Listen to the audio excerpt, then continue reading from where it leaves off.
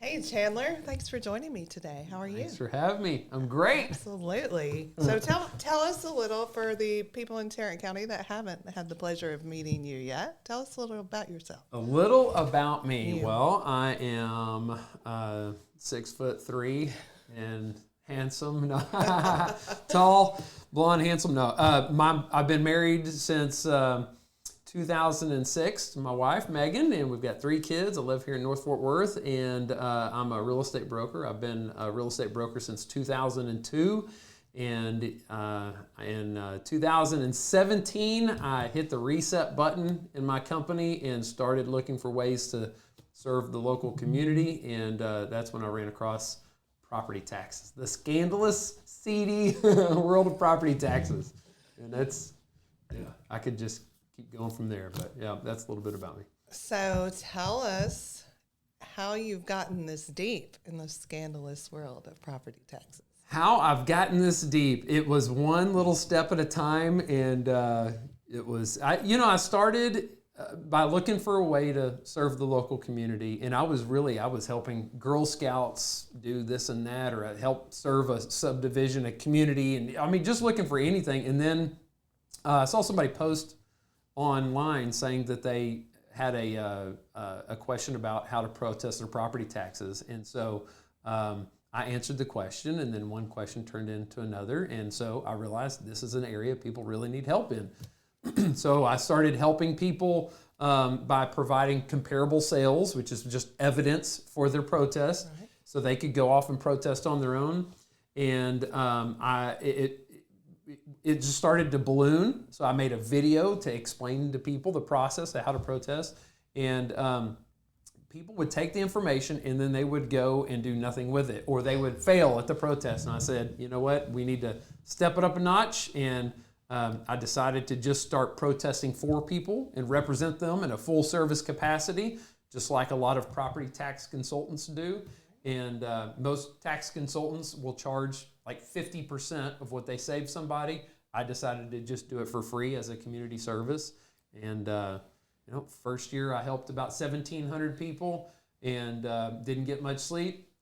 And then fast forward to 2022, and I helped 28,000 people this past year, and I protest more than the next 5 guys combined. And one thing's led to another. It's just been a wild journey. I was not happy just helping someone and realizing that I was going to have to protest for them again the next year. I started to become aware of the problems in the system, and so I decided I wanted to try and solve these problems permanently. And so I turned to my local state representative at the time. His name, it was Matt Krause at the time, and I said, "Hey, Matt, we got to know each other because our kids were in a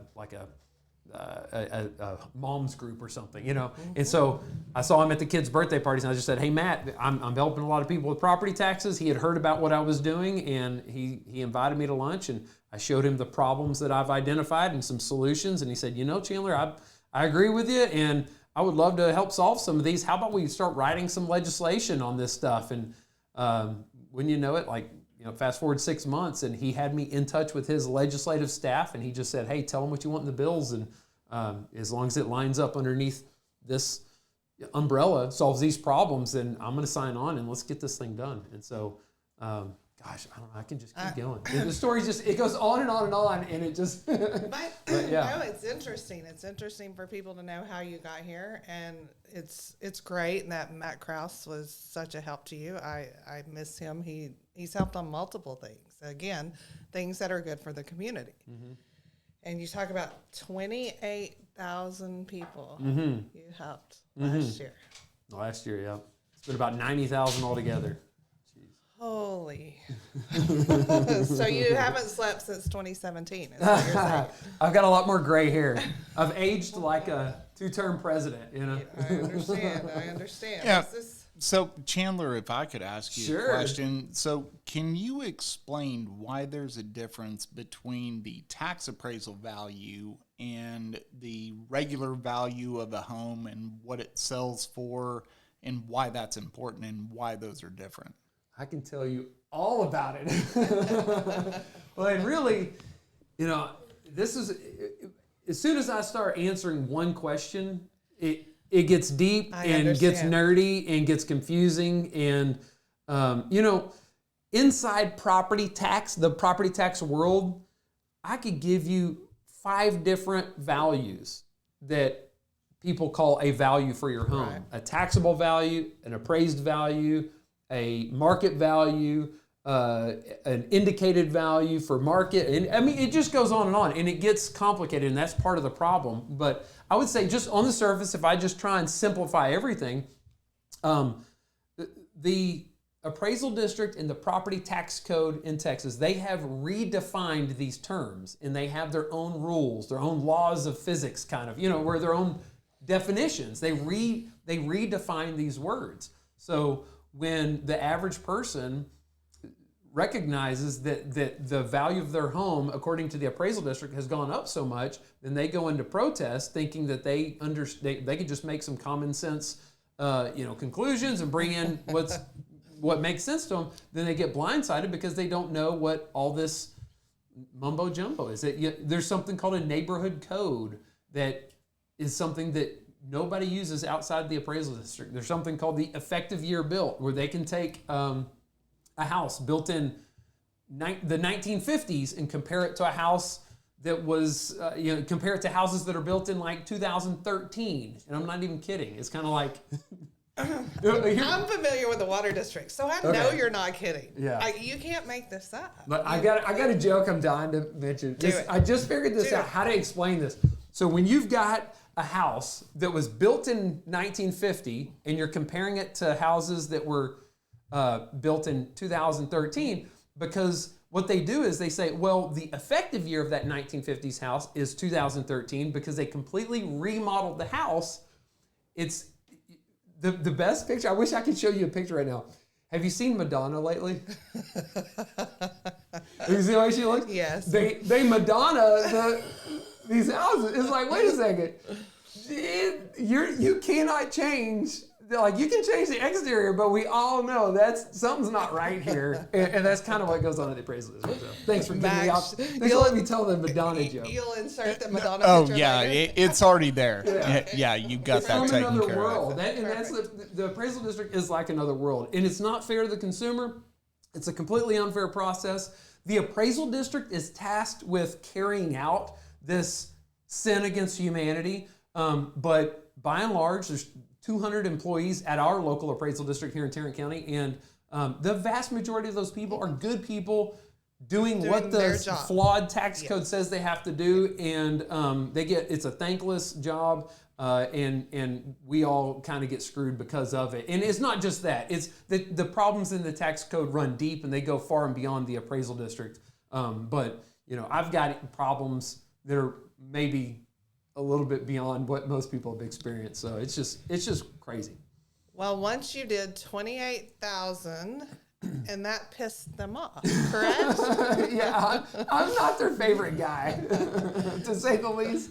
I have not made their life easier. So tell me what happened after you pissed them off. Well, so it really comes back to the legislation that we helped get passed. And you got to understand, before I start dogging people by name, which I'm going to do here in just a second. Bring it. But by and large, unless somebody just comes out and attacks me, right, I am not interested in fighting. I will go to somebody one-on-one without, recording, and I'll say, hey, I've got a problem with the way things are going, and here's what it is, and so let's work together to solve the problem. And when it becomes clear that problem's not going to get solved, if it's a government-related problem, to me, that has public interest. So then I will drag it out into the public square, and we'll deal with it in the court of public opinion. Because that's the only way you can find justice in a lot of this stuff, because there's no accountability within the appraisal district system by and large. There's some that's supposed to be there, we're just not finding it. All right, so. You're preaching to the choir. But I do want you to educate.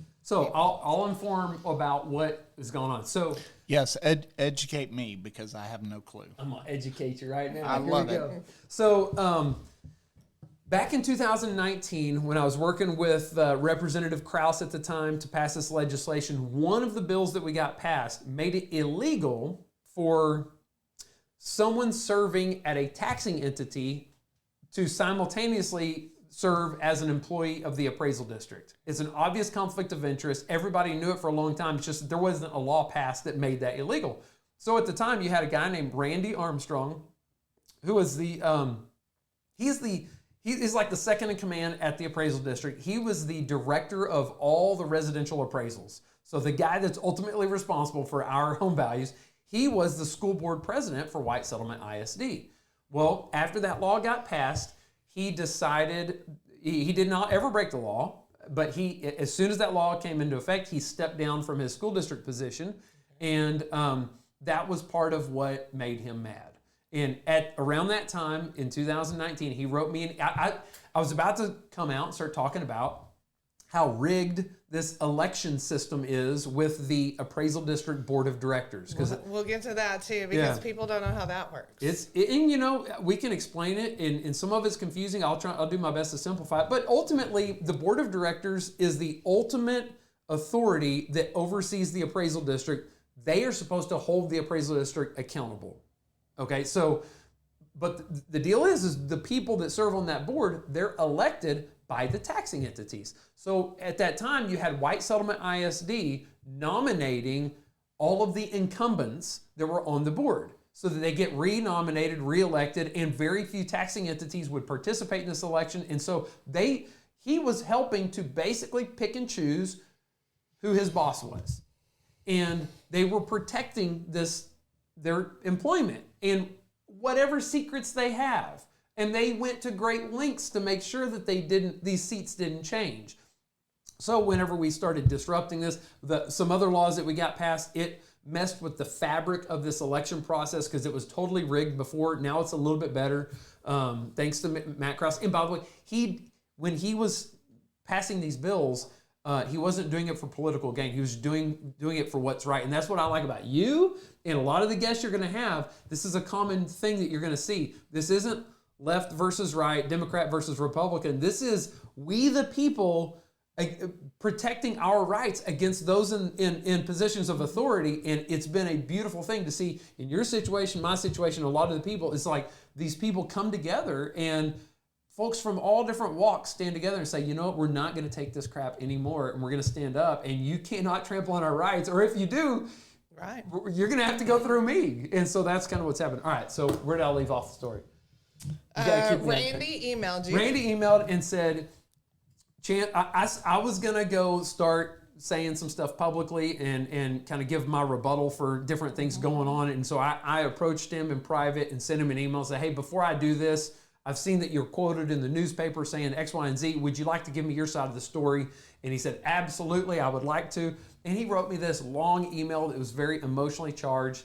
And it said in the email, we all reap what we sow. I'm going to leave this to your conscience. And he has a list of alleged violations that he had already started compiling at that time. And basically, signing off with, we all reap what we sow. He's basically saying, your day's coming, pal. Like, watch out. And then it took until October of 2021, Randy decided to start filing complaints against my license at the Texas Department of Licensing and Regulation. And so he began doing that. And I found out when the investigator called me, and the investigator, actually I got a letter in the mail. It was the person who filed the complaint was redacted off the complaint, which I thought was weird. But when I pressed and I said, who filed this complaint? They let me know it was the Tarrant Appraisal District. Okay, it wasn't until much later that I found out it was actually Randy Armstrong who signed the complaint, but he signed it in the name of the Tarrant Appraisal District, using his title, using his return letterhead. The letterhead, the appraisal district address, and it was very clear it was done in his professional capacity, using company time and all sorts of stuff. So. Anyway, whenever I found out about it, I emailed the chief appraiser, Jeff Law, who at that time I had a good relationship with him. In fact, Jeff Law helped review some of that legislation before we got it passed, and he gave me good feedback. We got some of his bullet points put into the bill, and we were on good terms. So I thought, you know what?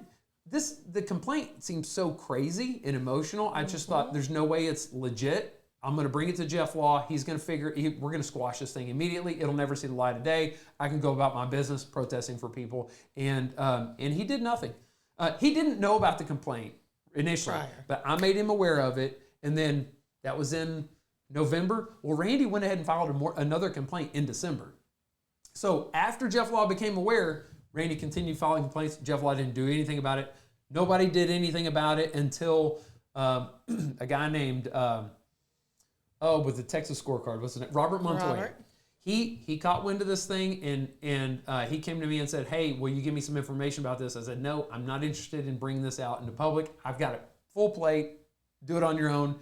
He went and filed open records requests and called me one day and said, Chandler, my open records request came back. I'm looking at the full details of this complaint, and he doesn't know anything. It's confusing. So he just said, Chandler, it does not look good. He said, I'm going to tell you what I'm going to do. I want to say a prayer with you right now, and then I'm going to suggest you call an attorney. And I'm like, dude, first of all, thank you, but what? You know, I'm like freaking out. So that was on like May the 10th. On May the 12th, I had secured, oh gosh, I could bunny trail this a little bit. Let me tell you. Tell me. Well, the story kind of gets complicated. I don't know if we have time for the whole thing, but I'll go ahead and tell you. So I got a referral for an attorney. The guy that referred the attorney to me, his name is Jamie O'Day. Okay? Here I'm dropping names. He gave me the referral for the attorney. Turns out this attorney, his name is Frank Hill. If you Google Frank Hill, you can see he has sued local governments and kicked some major butt. Anybody in local government knows who he is if you've been around for any amount of time. And if Frank Hill comes calling, you're like, this is not good. Run. This is not good. So that's the attorney recommendation I got. We drafted a letter, emailed it to the board. I was at the board meeting on May the 13th, and the letter and what I said to them publicly was just, hey guys, here's a problem. There are complaints that are filed here, and I'm just making you aware of this. I'm sure that you guys are going to help resolve this whole thing. And the ball's rolling. I can't stop it, but let's just talk and resolve this thing as much as we can before it comes out in the press, basically is what I told. And I was kind of, they had to read between the lines a little bit, but I'm just letting them know. And the only person that reached out to me after that board meeting was Rich Diott. He's currently sitting on the board at the appraisal district. And this is why it's important to, no matter how much you hate politicians, we stand no hope to change if we don't have good people stand up, willing to serve in office and run and become part of that crowd that we all hate and fight from the inside. And that's what Rich Diott's doing. He's standing up for us, the people. And he said, Chandler, he kind of had the same approach that Robert Montoya had, the journalist had. He said, hey, Chandler, you're telling me about this stuff. I need to know what's going on because it doesn't look good, and quite frankly, I'm concerned. And he was kind of grilling me. And I did not have a relationship with him before this beyond property tax. Right. But, so that's kind of the context. Anyway, so at every turn, the appraisal district made bad decisions. It's kind of like if you just give them enough rope, they hang themselves. Yes. That's that. Yes. I told you, they were following in another government agency's footsteps. Yeah, the water board, Yes. they showed them how to screw things up really well. Yeah, it's crazy. Well, so And the complaint was basically because you were helping people, right? Well, nobody cares because you weren't making profits off protesting. I've never once sent anybody an invoice for protesting in 90,000 protests. I have had some people donate, but there's no strings attached. I'm helping people free of charge. Now, I could not fund what I'm doing if people don't come back and buy a house through me. That's how I fund this. What I'm doing is extremely expensive. I can't stress that enough. It's not free. It's just free to. I'm not making anybody else pay. Right. But as the deeper I get, the bigger I realize this problem is. I've got to get funding from somewhere, and it's growing huge. So, but the way that I fund this is people see what we're doing. They kind of like get a sample of what we provide and get an idea of who we are, and they come back and buy or sell a house. Hire our team of realtors to help them, and that's how we fund it. So, and I make no. I don't beat around the bush. When you sign up for my protest, it says it very blatantly. I say it just like that. And I let everybody know. And I also say, if you're not planning to buy or sell, it's totally okay. If you can't afford this protest, then you don't have to pay me anything. I'll do it for free. So, what was I saying? How are the board of directors elected? You kind of touched on the white settlement, but people don't understand. I got a text the other day that says, "How do I vote for these people?" And I'm like, "Well, you don't specifically." Right. And that's part of the problem is that when you have a government worker that's not accountable to the people, they have job security, Right. and it's just human nature. If you have no threat or incentive, no carrot or stick, then why should you care? And some people really need to care. That never happens. Yeah. That never happens in government. Let's Complacency. That never happens. Yeah. So cities and school districts, they vote. Right. And we can just taxing entities. So that includes cities, school districts, the Tarrant County the County Commissioner Court, the county itself, and then you have some special taxing entities like here we have the Tarrant County College receives public funding, and so they get some votes. Anybody that has property value that they generate tax revenue from, the appraisal district will appraise that property. And so since they basically hire the appraisal district to appraise that property so they can generate property tax revenue, so they get a say on who is on that board. So the people don't get to vote. All we can do as people, well, there are a handful of things. Number one, find out when the election is and make sure that your city council person, your school board trustees, you need to make sure they know when the vote is. Right now in Tarrant County, it's this year. There's going to be a nomination phase. It'll happen starting in about September. And then I think that the actual voting phase happens from October to December. There's two phases. They all nominate, then they vote.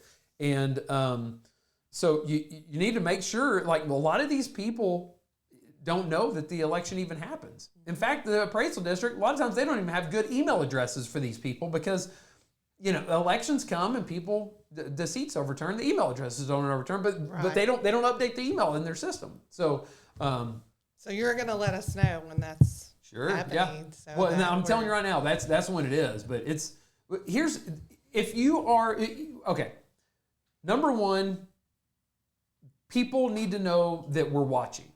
That helps a whole lot. The fact that you have me on this podcast and we're able to talk about it a little bit brings it out into the sunlight, and that's a huge thing. But then if we can get a city council person to listen and actually follow instructions, here's what they need to do. When the city council or the school board goes to vote, they're going to get a chunk of votes. And those votes are going to be proportionate to how big the taxing entity is. I'm simplifying it, but that's basically it. So they could have 50 votes or they could have 500 votes. It just depends on how big it is. Fort Worth and the city of Fort Worth IZ, they get a ton of votes, okay? They can take those votes and divide them up 5 different ways because there are 5 seats that they get to vote on. Okay. And they can break those, they can put all their votes towards one candidate or break it up among 5. Here's what I would recommend. They need to pick 5 candidates and at least take one vote and vote for each candidate, vote for their top 5 candidates. Then they can take the rest of their votes and dogpile them on one, okay, for the one they actually want to win, all right? What it does is that one vote gives them the authority to trigger a recall election. So if they don't like what's going, place one vote for your enemy, for 4 of your enemies, and then pick out your friend. And what that does, that gives them the authority to trigger recall. So it helps to balance the power structure a little bit so we can provide a little bit more accountability. But they're never going to know to do this if the citizens don't pipe up and help make sure that the elected officials that get to place those votes, they need to know that we're watching and we care. Okay. So yeah. So you brought up recall. So recall. Kind of explain to us how that came about. Well, so oh my gosh, this story just gets so crazy. We've got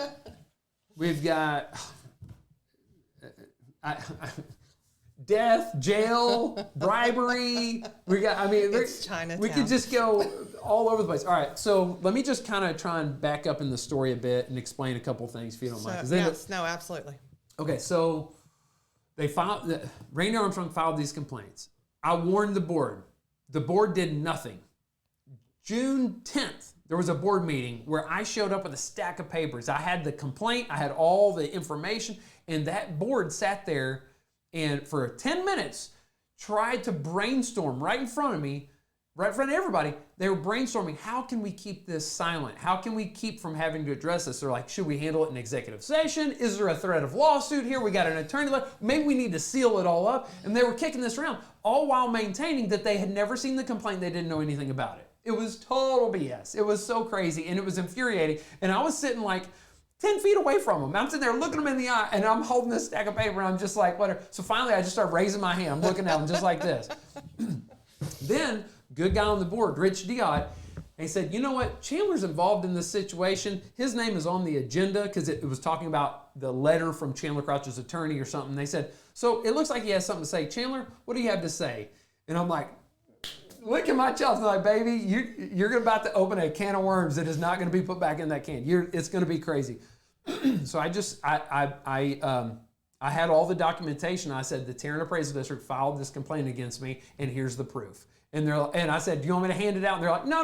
I'm like, here you go. And they're like, you can see the video. It's if you just Google government silence Chandler Crouch, it's right there. It's pretty awesome. Anyway. So is this the one everyone attended? No. Okay. This happened before it became public. Okay. This was me doing them the favor of trying to give them the information they need before it comes out. I didn't tell anybody at this point. Okay. And I talked to Jeff Law one-on-one. I said, I'm not going to say this stuff publicly until the first article is written. As soon as it drops, I'm going to come out and I'm going to defend myself as aggressively as I possibly can. And I don't think that they understood what that entailed, because it hit the first news. We had 2 newspaper articles drop on June 17th. One was Ed Brown, Fort Worth Weekly. Yes. We're going to have Ed. I'm going to say he's a good guy. We'll probably have Robert Montoya on And too. Robert Montoya was the other one. They both. Yeah. So then everything started exploding. Every news station in town got a hold of it. I sent an email to my email list, which is pretty sizable. And I posted on Facebook, and it just blew up. June 30th, they had a meeting to address this issue, and over 300 people showed up at the appraisal district saying, you guys better shape up or ship out. And wouldn't you know, they didn't listen. You know what they did? Locked you out? They locked everybody out. Public meeting, public building, lock the doors. 300 people sitting outside in triple-digit heat, no accommodations made for handicapped, elderly. And they claimed that they had no clue that there was going to be a crowd that size, but yet they had, they knew. Many might not have known, just like they didn't, They knew on some level. But anyway, it was a complete disaster. Every news station in town was there. Fast forward, let's say that was At that board meeting, they said, okay, we're going to do an internal investigation to figure out what our guys did wrong. So they cherry pick, hire their own attorney. We're going to investigate ourselves. Again, I've been to this show. Yeah, you have. I right? have. And they did their investigation. On August the 12th, they scheduled another board meeting. They said that they're going to reveal the results of their internal investigation on August the 12th. But when they came out with their first agenda, it was nowhere to be found on the agenda. So I sent an email. Everybody went completely bananas. And they put it on the agenda. We had the August 12th board meeting, and every news station in town again showed up. This time, 5 people from Oklahoma, we didn't know at the time they were from Oklahoma, they drove down and they sat in that meeting, and they publicly falsely accused me of committing crimes, making outbursts only while I was talking did they make outbursts. And they look like a whole bunch of homeless people or crackheads that they just put a clean pair of clothes on. And I'm just thinking, what is going on? And in that meeting, you had Jamie O'Day and a guy named Tracy Stanley stand up, make public comments, falsely accusing me of crimes. And that starts another chapter in this whole thing. And so it's the Jamie O'Day referred the attorney. We were buddies at that time. He was cozying up. We talked regularly. And then at that board meeting, he came out as my enemy. And I'm like, it's crazy. He had offered to pay for my attorney fees, all sorts of crazy stuff, and then he flipped on me. I'm wondering, and we had all these other people show up saying almost the same thing he was saying falsely accusing me of forging signatures on the government documents, and I was like, wait a second, I can't think it had been years since anybody had a complaint regarding a document, that specific document. Okay, been years, and it's very seldom that any kind of confusion would come from that. Right. Nobody has a reason to be confused. It's hard to be confused from it. But then all of a sudden, months after the protest season had ended, all these people had a similar complaint like this, and I'm thinking something's going on. This is fishy.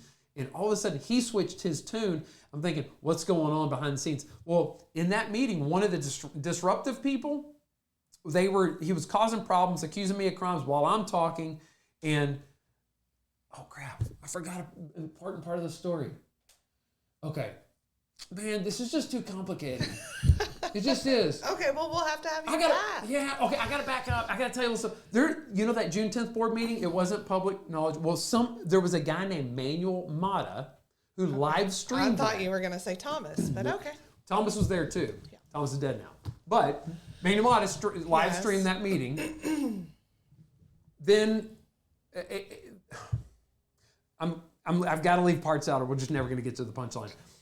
At the August 12th meeting, Manuel Mata was invited into that meeting and invited to stand in a square, outlined in blue tape. And Thomas passed away. Thomas was an awesome dude. Fabulous. Incredible. He was walking around. It was 45 minutes before the meeting had started. And he was walking around just kind of trying to get a feel for the room. He wouldn't bother anybody because there's nobody in the room to bother except for one other guy that's kind of just minding his own business. Nobody cared. And the security and the guy in the meeting, one of Tad's employees came by and gave him warning and said, hey, if y'all don't go stand in that box, you're going to get kicked out. And they're like, wait a second, what's going on? Well, then without warning, they just said, all right, now you guys are kicked out of the meeting. Okay, and they ushered him out. Manuel Mata had a cast on his arm, and he's like, get off of me. He made some kind of gesture. They thought he was taking a swing at him. They threw him to the ground, cuffed him, hauled him away. That happened the morning of that meeting. It's freaking nuts. There's video for that too, Max. You can. Yeah, there's some video for that. So anyway, we had that meeting. At that meeting, they released a summary report of their internal investigation, of course, whitewashing the whole thing. But here's a crazy turn of events. The day before that meeting, the investigation against me, the state agency, Texas Department of Licensing and Regulations, they concluded their state investigation the day before that meeting. And so it concluded, then the next day I got to bring the letter saying that I was exonerated, and in the letter it said that there was no evidence of wrongdoing, and I got to bring that to meeting. And I just think, if you don't believe in God, like things like that happen all the time, and it's like, this is how God works. It's just, this is a wild, wild thing. And so anyway, came to the meeting, falsely getting accused. I showed the letter, said I'm innocent. They produced this document basically casting doubt as to whether I did something wrong again, and it was a complete debacle. It was just, I don't know, S show, whatever. Poop That's show. Exactly where I was going in my head. All right. So that kind of died down. It was all over the news. Then in November, there was it was the next board meeting 3 months later. The last 15 minutes of the meeting, the good guy on the board, Rich Diot, he said, hey, I've got an announcement. We need to talk about what agenda items to put on the next agenda, but I wasn't afforded the opportunity to get a couple things on this agenda like I had requested. And one of the things that I wanted to do was to meet in executive session to talk about this report, this investigative report that they did internally. And he said, and I regret that. I wish that I had the opportunity to do this behind closed doors.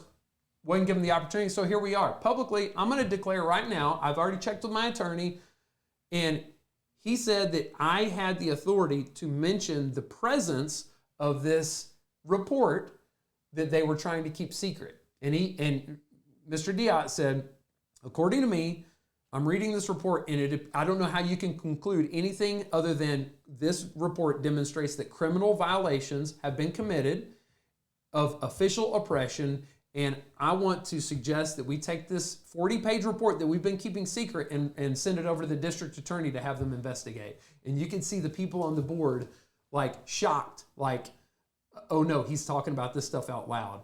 And anyway, so after that, I was like, this is bullcrap. There's crimes that are committed. We all knew there were, but now there's a document demonstrating these crimes, and they're trying to keep it secret. I was like, Chairman of the board, you got to go. I went to the city of Fort Worth, city of Keller, and I said, guys, it's an incredible city council. Mayor Mazzani and Ross McMullen, Shannon Dubberly, Jessica Juarez, these people that serve the citizens of Keller do an incredible job. They had reached out to me months before saying, hey man, what can we do to help? I didn't have anything for them to do to help until then. And then they said, well, let's evaluate the situation. They made the determination that they agreed to vote to recall. They had the board meeting. They voted to recall the Catherine Wildman, who's the chairwoman of that board. And then it went to the Tarrant County Commissioner Court. We have more good people on the board serving at the Commissioner's Court. You got Tim O'Hare, Elisa Simmons, and Manny Ramirez all voted to recall the chairman of the board, chairwoman. And so they got her recalled, and so that's kind of where we are today. Anyway, it's just crazy. There's this story continues to this day. There's scandalous stuff that's going on. More is going to come out, and it's just seedy and crazy. And it just is government corruption, bureaucrats trying to hide stuff, taking advantage of their positions of authority at the expense of taxpayers. And if it wasn't for people like you supporting and bringing this stuff out into the light, then we would all just be getting trampled on. So, well, I appreciate that, but I am overly impressed with what you've done. And again, how you also point out, this doesn't just affect Republicans or Democrats. This is all of us. Yeah. And if we don't fix it, we're all screwed. Yep. But my question is on the recall. Sorry. My question is on the recall. So who replaces her? How do we do that? How does that happen? That's the next step. All the taxing entities that participated in the recall, they get to vote for the person to replace her. And really, it's going to be chosen by the Tarrant County Commissioner Court because they have the biggest voting block. And so my recommendation would be the most fair, impartial way to do it would be to look at the results of the last election. There's 5 people voted on the board. Well, the 6th person was voted by more than any taxing entity. I think there were 21 different taxing entities that voted for that 6th person. If